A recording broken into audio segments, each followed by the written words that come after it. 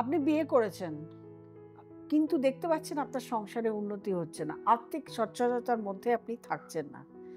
আপনাকে কি করতে হবে? প্রত্যেক সোমবার করে আপনার স্ত্রীকে ছোট্ট একটা গিফট দেবেন। হয় কসমেটিক্স দেবেন, না হলে জুয়েলারি দেবেন। সবসময় যে সোনার দিতে হবে এমন কোনো কথা নেই। সোনা না পারলে রূপো দেবেন, রূপো না পারলে কসমেটিক্স জুয়েলারি দেবেন।